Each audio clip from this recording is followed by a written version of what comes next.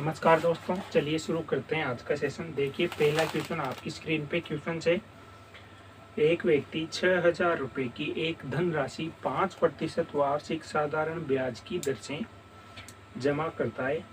दूसरा व्यक्ति 5,000 रुपये 8% वार्षिक चक्रवृद्धि ब्याज की दर से जमा करता है, तो 2 वर्ष बाद उनके ब्याज का अंतर क्या होगा। देखिए, यहाँ पे क्वेश्चन में बच्चा आपसे क्या पूछा है, उसने जो साधारण ब्याज और जो चक्रवृद्धि ब्याज आएगा उन दोनों में अंतर क्या है। तो देखो, पहले उसने पूछा है साधारण ब्याज और चक्रवृद्धि ब्याज, इन दोनों में अंतर क्या होगा। तो पहले जो उसने पूछा है साधारण ब्याज, वो कैलकुलेट करो। देखो, मूलधन दिया है उसने पहले केस में 6,000 रुपये, और इस पर साधारण ब्याज लगेगा किस दर से, 5% की दर से 2 वर्ष के लिए।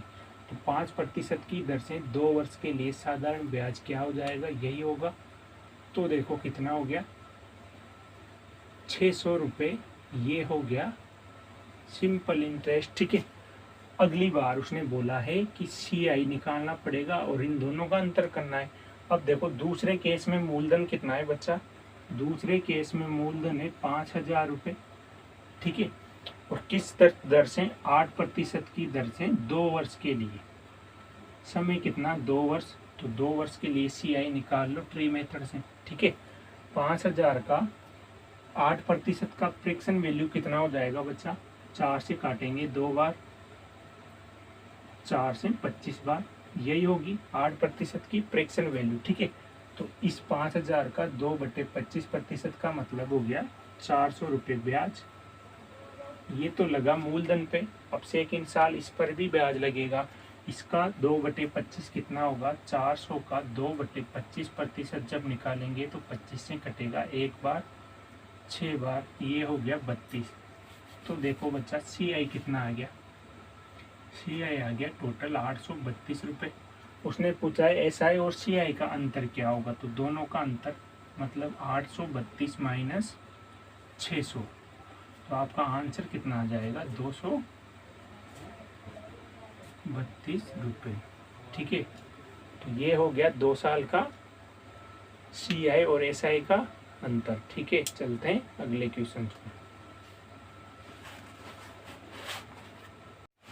देखिए बच्चा, अगला क्वेश्चन जो है वो है आपको दिया गया है। अब देखो, यहाँ पे क्या करना है आपको, 2 वर्ष और 4 माह का ब्याज आपसे पूछा है। ठीक है, अब देखो, 2 वर्ष तो पूरा और लास्ट के जो भी ब्याज लगेगा उसका केवल 4 महीने का ब्याज लगेगा। तो इसको जब सबसे पहले क्या करना है, वर्ष में कैलकुलेट करेंगे अपन।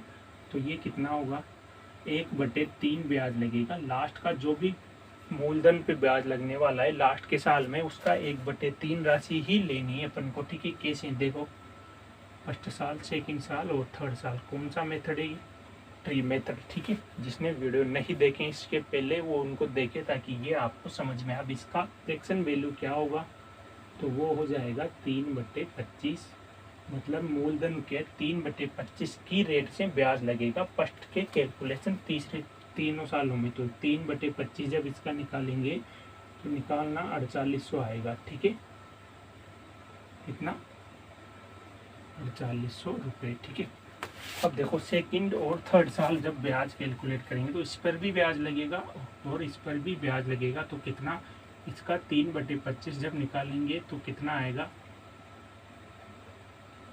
देखो 3/25 नहीं होगा, ये 3×5 = 3/20 की रेट से। ठीक है, तो ये आ जाएगा। अब इसका 3/20 जब निकालेंगे तो ये आएगा 720। ठीक है, लास्ट के साल में देखो, इस पे ब्याज लग गया, अब इस पे ब्याज लगेगा कितना, 720।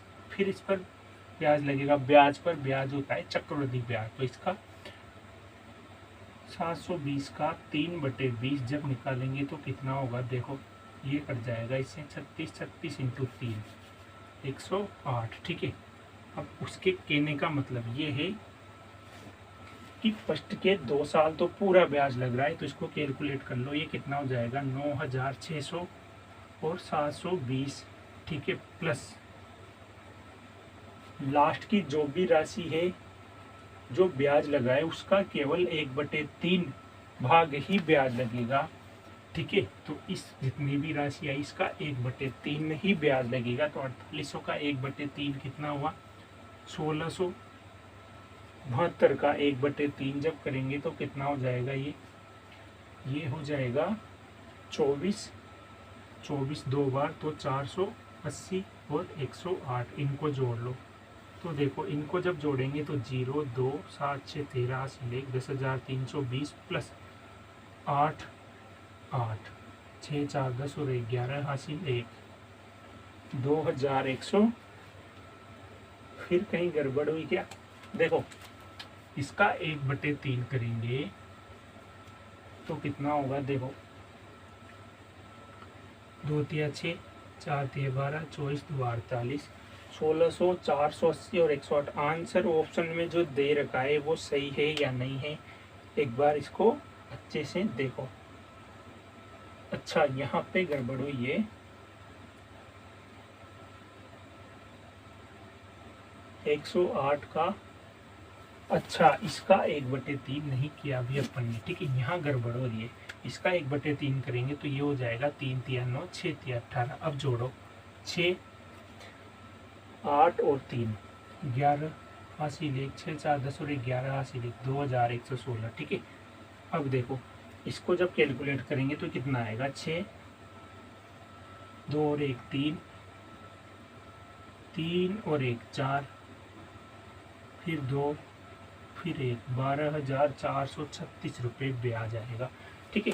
ये क्वेश्चन उम्मीद करता हूँ समझ में आ गया होगा। यदि नहीं आया है तो एक और क्वेश्चन करते हैं ऐसा ही, ताकि इस तरह के क्वेश्चंस में आपको क्या करना है, जो वर्ष देगा उसको पूरा कैलकुलेट करना है। कैसे? तीसरे साल को वो इस तरह से देगा तो उसका पार्ट निकालना है इस फ्रैक्शन से, ठीक है। आया या नहीं आया समझ में, एक और क्वेश्चंस करते हैं ताकि समझ में आ जाए, ठीक है। चलते हैं इससे आगे। देखिए बच्चा एक और क्वेश्चन आपके सामने ऐसा ही। अब देखो यहाँ पे आपसे क्या पूछा है? यहाँ पे पूछा है 2 वर्ष 3 माह का। तो सबसे पहले तो इसकी फ्रैक्शन वैल्यू निकालो जो होगी 1/10, ठीक है। तो कितने साल है? 2 वर्ष 3 माह। तो अपन तो पूरा साल लेंगे और लास्ट में इसका जो भी होगा वो पार्ट निकाल लेंगे। तो देखो 3 माह को जब फ्रैक्शन में लिखेंगे वर्ष में बदलेंगे तो कितना हो जाएगा? 1/4।